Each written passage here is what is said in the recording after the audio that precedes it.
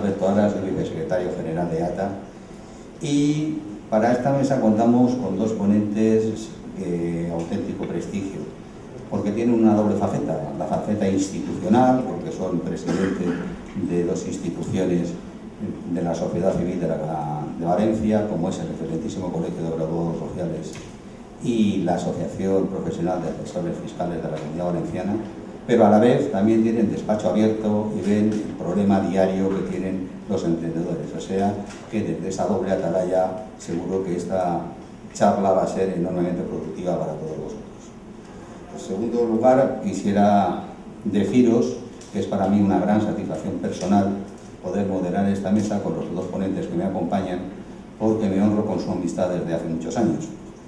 Y ya vamos a empezar a presentarlos. A mi derecha está Arturo Casino Garcés, que es presidente, a mi izquierda, es verdad, sí, a mi izquierda, presidente de la Asociación Profesional de Asesores Fiscales de la Comunidad Valenciana y vicepresidente de la Federación Española de Asociaciones Profesionales de Técnicos Tributarios y Asesores Fiscales, ponente y conferenciante sobre los diversos foros sobre fiscalidad.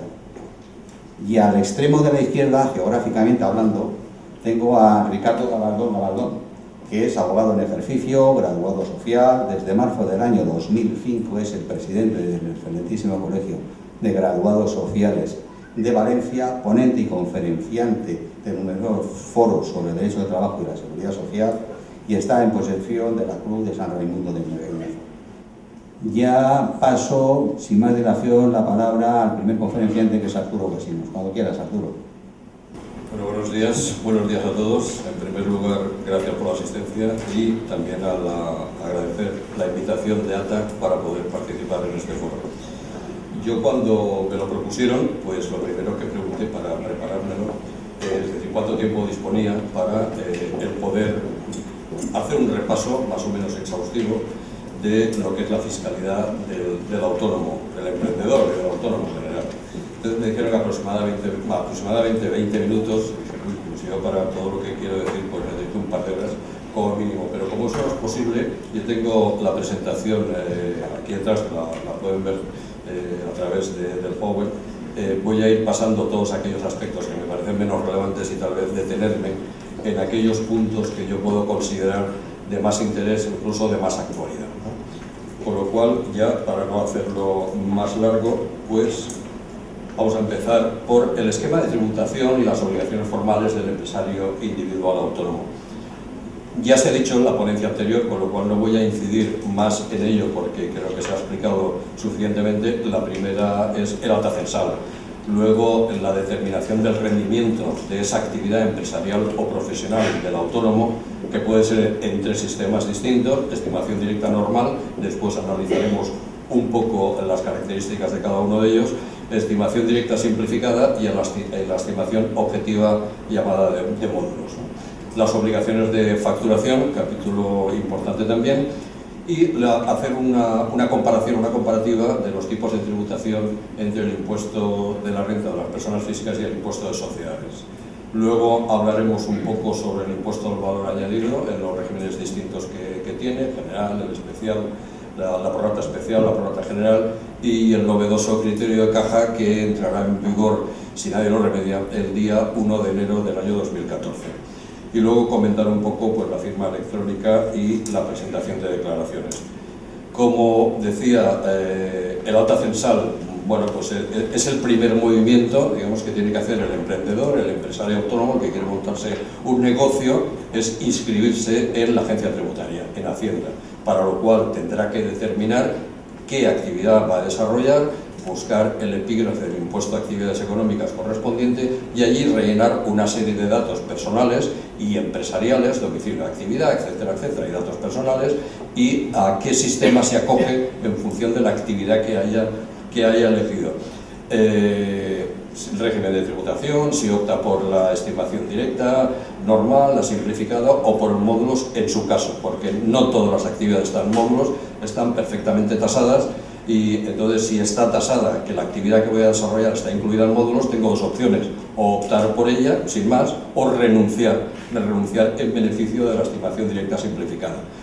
Vamos a suponer que ya sea realizado, se ha cumplimentado el impreso de alta, modelo 036, y la siguiente cuestión pues ya sería, que eso ya se lo dejo a Ricardo Gabaldón, pues temas laborales, darse de alta en autónomos, etcétera, etcétera. Comentar que el impuesto de actividades económicas es un tributo de carácter local, es decir, el ayuntamiento grava las actividades empresariales o profesionales y artísticas, se ejerzan o no en local. Desde el año 2003 las personas físicas, los autónomos, están exentos del pago del impuesto de actividades económicas. No obstante, hay que clasificarse, como digo, para que la actividad venga determinada en ese impreso de alta que comentábamos antes, el 036.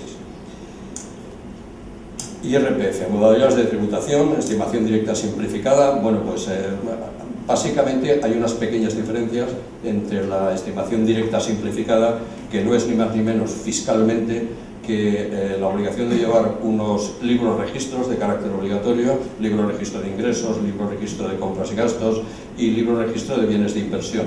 Y entonces, con arreglo a lo que arrojen esos libros registros o todo lo que hayamos contabilizado en esos libros registros, pues al final del año determinaremos cuál es el rendimiento de la actividad. Después veremos un esquema para llegar a ese rendimiento neto, que es el que trasladaremos después a la declaración del impuesto sobre la renta anual.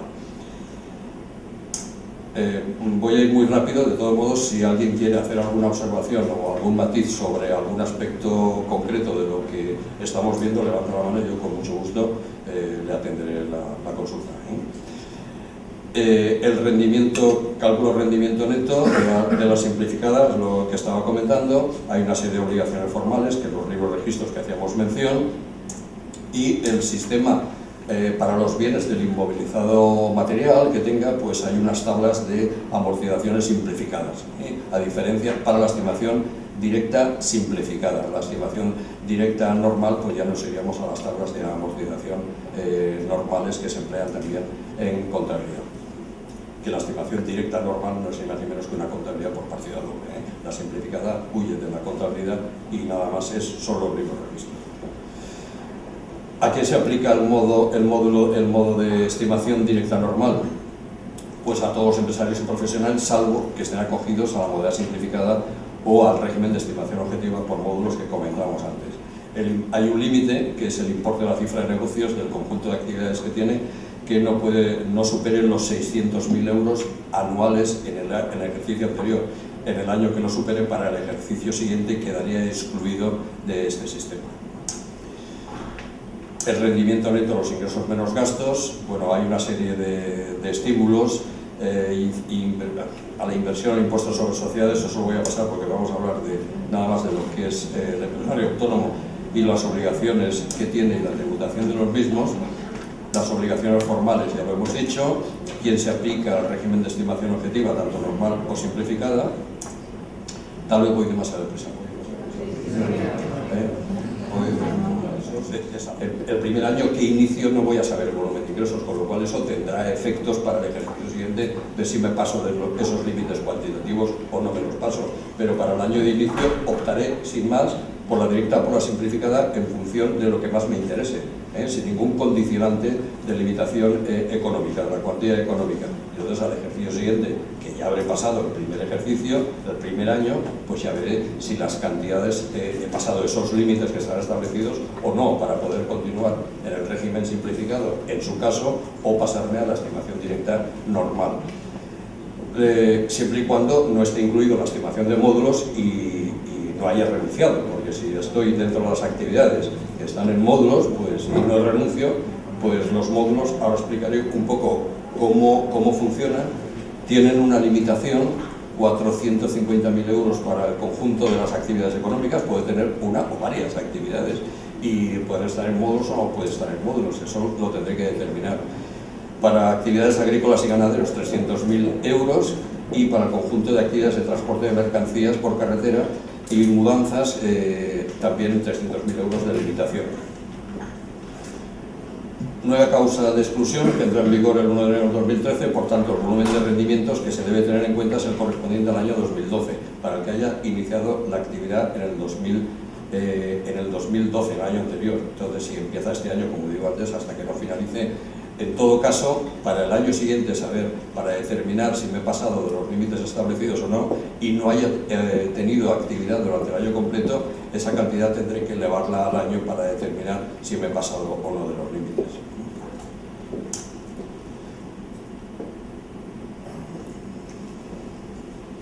Bueno, hay actividades en estimación objetiva que están sometidas al 1% de retención en origen.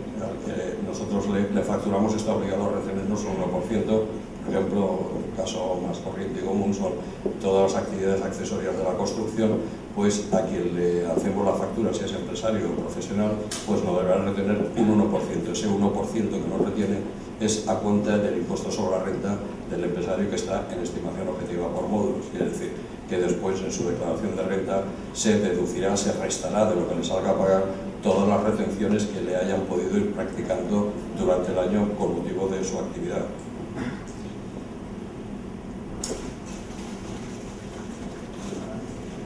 Bueno. Estimación objetiva, ya hemos hablado de que hayan renunciado expresamente o que estén excluidos en función de la actividad que vayan a desarrollar. Y el cálculo del rendimiento neto, bueno, no sé si saben, no sé hasta qué nivel explicar de cómo funcionan los módulos. ¿Se sabe poco más o menos esto o se parte de cero?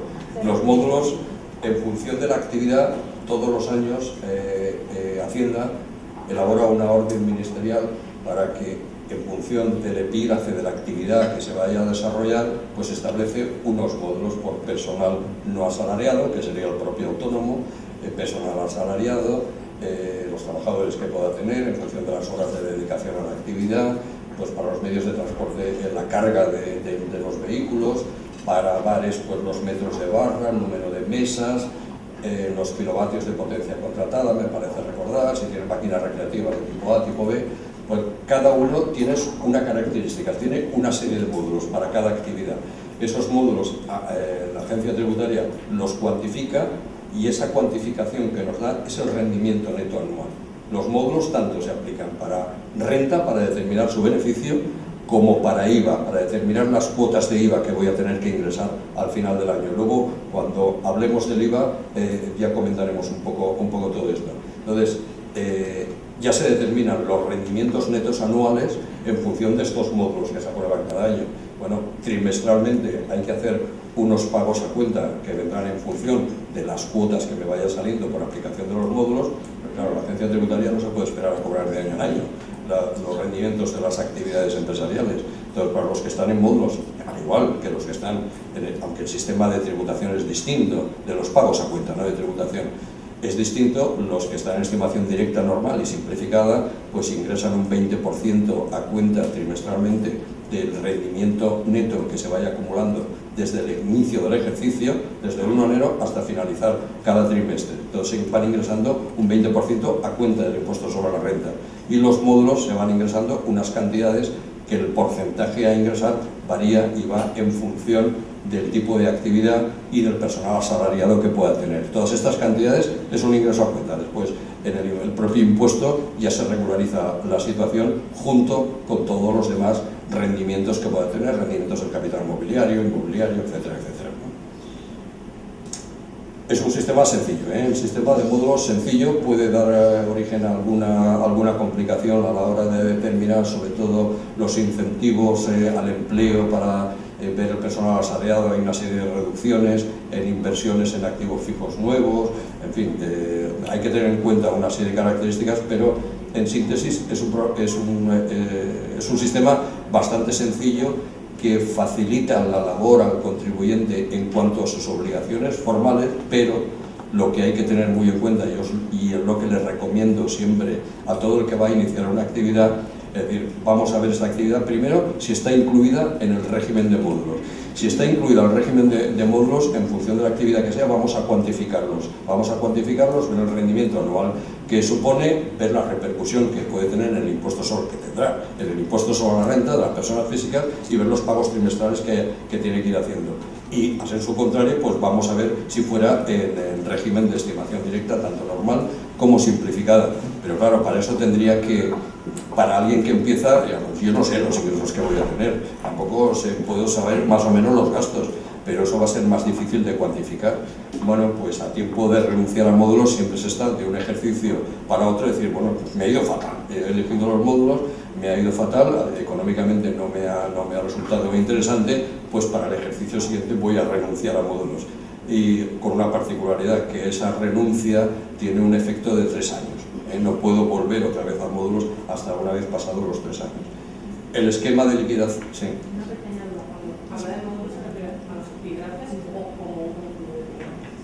No, el módulo, al módulo que me corresponda en función de la actividad y el epígrafe donde esté. Claro. Yo me voy a dar de alta en una actividad. Yo voy a ejercer esta actividad, la que sea, que queramos imaginar. Voy a ver en qué epígrafe está clasificada en el impuesto de actividades económicas. Ya tengo el epígrafe y me dirá el 751.2. Y entonces lo siguiente que ir a mirar es decir, a ver, ¿esta actividad está incluida en el régimen de módulos o no está incluida? Dependerá, están todas tasadas, de las actividades que están incluidas en módulos y las que no están expresamente incluidas en módulos, esas ya directamente a estimación directa normal o simplificada, no hay posibilidad de ejercer la opción o de renunciar a módulos. El rendimiento neto de actividades, esto lo voy a pasar a agrícolas, ganaderas y forestales, porque no va a ser el resto de actividades, vamos a centrarnos con el resto de actividades.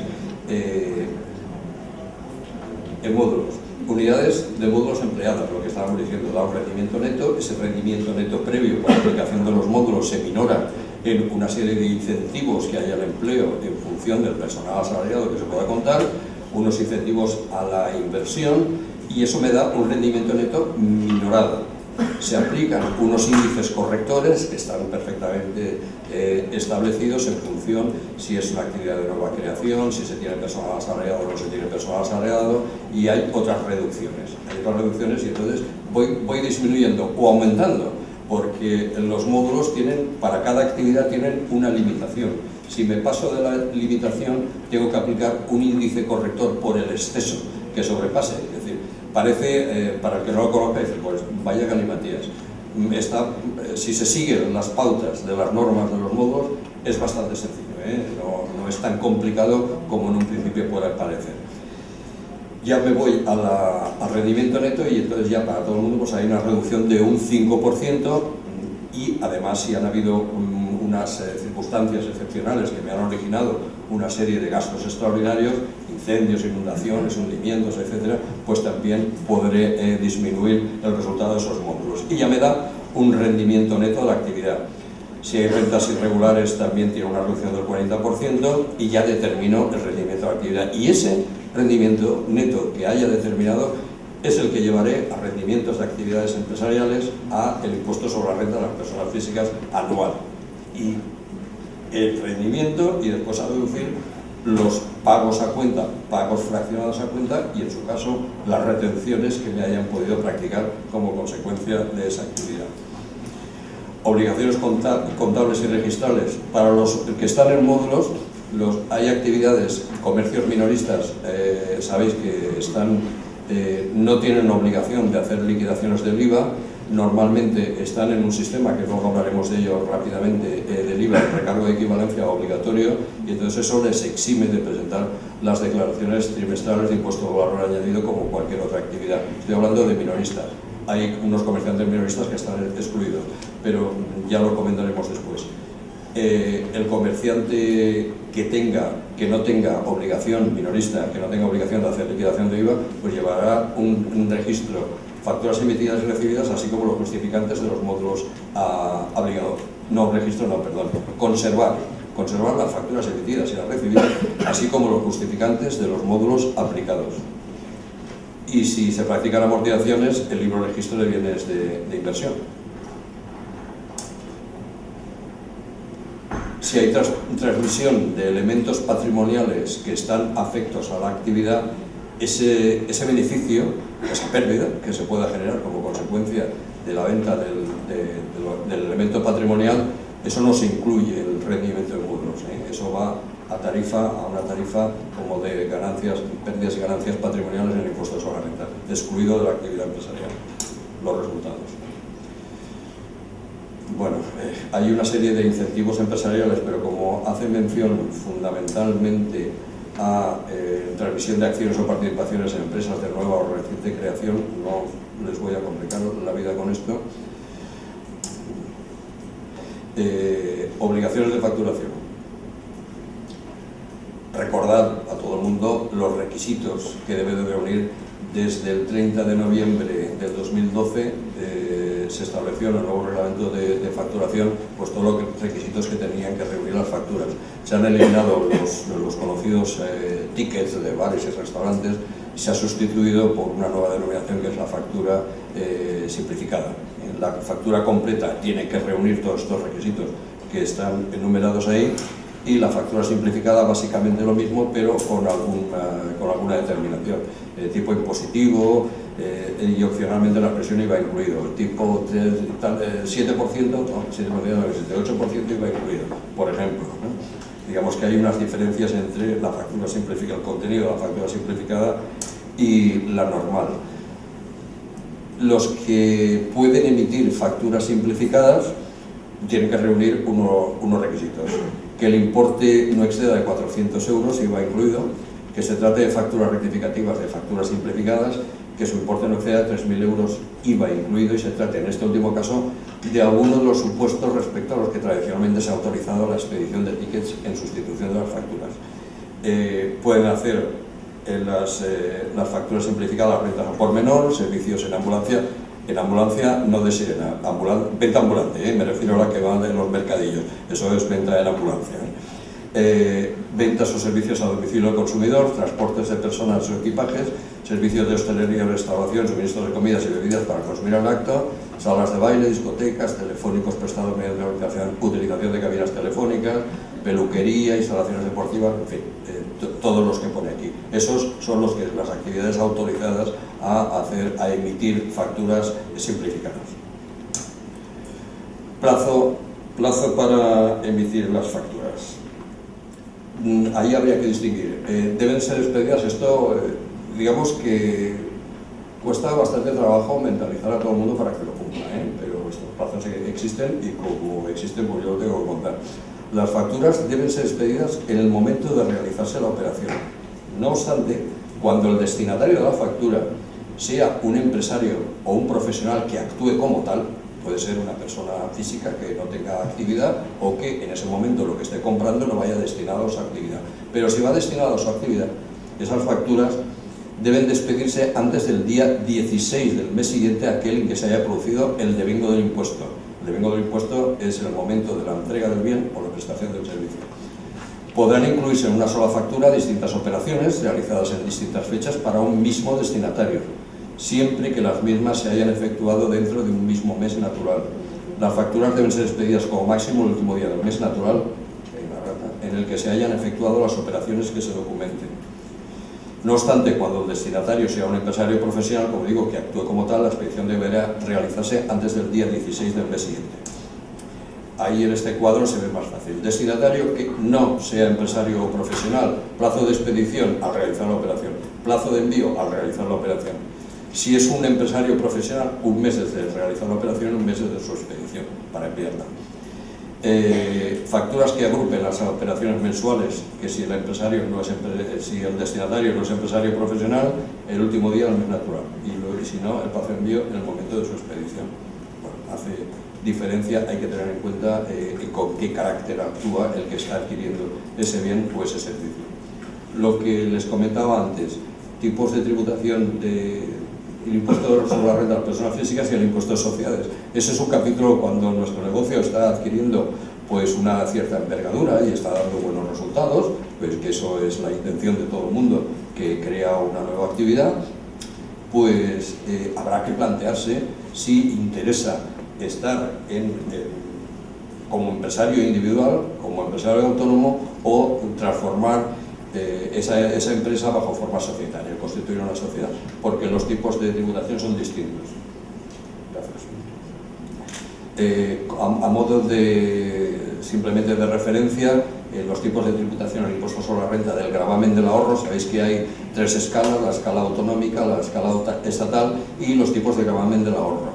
Hasta 6.000 euros 21%, de 6.000 a 18.000 el 25% y más de 24.000 euros el 27% sobre, el gravamen sobre el ahorro que se haya obtenido. Y las tarifas normales, pues ahí están los tramos de la tarifa. En el impuesto de sociedades hay varios tipos de gravamen, el general 30%, entidades con cifra de negocios inferior a 10 millones de euros, los primeros 300.000 euros tributarían al 25% y el resto, el exceso, al 30%. Y con cifra de negocios inferior a 5 millones de euros, estamos hablando de cantidades anuales, los primeros 300.000 euros tributarían al 20% y el resto al 25%. Y las entidades de nueva creación, los primeros 300.000 al 15% y el restante al 20%. Pues llegado a ese punto que empresario individual obtenga unos rendimientos que ya pueden ser de cierta cuantía, pues lo que procede ahí es la comparación con el impuesto sobre sociedades para ver si la tributación me resulta más interesante que pagar por impuestos de sociedades que pagar como renta personal físicas. Eso ya hay que verlo. Bueno, me han dicho que me quedaban 5 minutos, pero como hace un minuto que me lo ha dicho, me quedan 4. A ver, ahí hay una comparativa de los tipos del impuesto de sociedades en el entorno de la Comunidad Económica Europea para que veamos. España se encuentra en quinto lugar, al 30% del tipo marginal general. Y, a ver, IVA. El IVA, yo casi me entretendría, yo creo que vale la pena estos 3 o 4 minutos, hablar un poco del IVA de caja, que ha levantado pues muchas expectativas y no poca polémica en cuanto a la aplicación, cómo y de qué manera se puede aplicar. A ver, el IVA de caja significa que el criterio que se viene manteniendo en el régimen general, que es el devengo a la prestación, como decíamos antes, la prestación del servicio o la entrega del bien. Pues aquí el devengo no se produce el que adopta el criterio de caja, el que quiere adoptar el criterio de caja. El devengo se produce en el momento que yo pague, total o parcialmente, el importe de la factura. Quiero decir, yo que emito la factura, yo que soy el vendedor de ese bien, que emito la factura, si se la doy a mi cliente y no me la paga, yo ese IVA en ese trimestre no lo tengo que declarar. Si me la paga parcialmente, tendré que pagar el IVA correspondiente a esa parte de factura que me haya pagado. Pero cuidado, que mi cliente, yo debo de hacer constar a la factura que estoy sometido al IVA criterio de caja. Y entonces mi cliente no podrá deducirse el importe del IVA de esa factura hasta que no me la haya pagado total o parcialmente. Eso implica además el llevar una serie de asientos en los libros registros, tanto para el que emite la factura como para el que la recibe. Si me emite la factura y con un pago parcial yo haré un asiento con el importe de la factura y el cobro parcial o el pago parcial, según para quien sea, y cuando me pague la totalidad también lo haré constar. Quiere decir que obligaciones formales se complican. Y ahí puede darse el caso de que el destinatario de la factura pues no le interese que yo, proveedor de él, esté en criterio de caja porque no me puedo deducir la factura hasta que no se lo pague, cosa que no ocurre si está en régimen general, sí que me la puedo deducir en régimen general, con lo cual eso va a levantar no pocas controversias, sobre todo mucha complicación en las obligaciones formales, y me consta que la agencia tributaria va a llevar un control exhaustivo de los que estén acogidos al criterio de caja. En todo caso, aunque esa factura no la cobre en el momento, si al 31 de diciembre del año siguiente a que he expedido esa factura sigo sin cobrarla, el IVA se devengará automáticamente, aunque no la haya cobrado. Quiere decir que hay una limitación en el tiempo para no tener que declarar ese IVA si no lo he cobrado. Si no lo he cobrado, al 31 de diciembre del año siguiente lo tengo que declarar, lo haya cobrado o no lo haya cobrado. ¿Pero debe tributarse en la factura? ¿El qué? Que se acoja a ese régimen de caja. Sí. El que emite la factura y se acoja al régimen de caja, del IVA de caja, tiene que especificarlo en la factura para que el destinatario de la factura sepa que estamos incluidos en el régimen del IVA de caja. Porque si no, no va a saber. Si el cobro es parcial, cuando le paga el proveedor al cliente, el cobro es parcial, por ese pago ya se devengaría en la totalidad. No, se devengaría en la parte del IVA que me esté pagando. Solo Es decir, claro, si la factura son 200 y vamos a suponer que, o 2.000, vamos a suponer que el IVA estábamos hablando del 21%, que serían 210 euros y me paga la mitad, me paga 1.000, pues 105 euros es lo que yo tendría que ingresar ese trimestre porque me lo ha pagado. Me lo ha pagado parcialmente esa factura y hacer una anotación en el libro registro obligatorio por ese importe. Después, cuando me liquide la totalidad, tendré que hacer otra anotación y liquidar en el trimestre que corresponda el importe que me pague. ¿Cómo se acoge al criterio de caja? ¿Tiene que comunicarlo? Sí, tiene que comunicarlo a la agencia tributaria en el mes de diciembre. En el mes de diciembre este primer año. Si la renuncia al criterio de caja es por un periodo de 3 años. A ver si alguna cosita rápida. Es que del IVA de caja yo había preparado aquí una serie de cuestiones prácticas para la aplicación del criterio de caja en el IVA, pero no voy a entrar en ellas porque Ricardo se me va a enfadar porque le estoy comiendo todo el tiempo. Sí.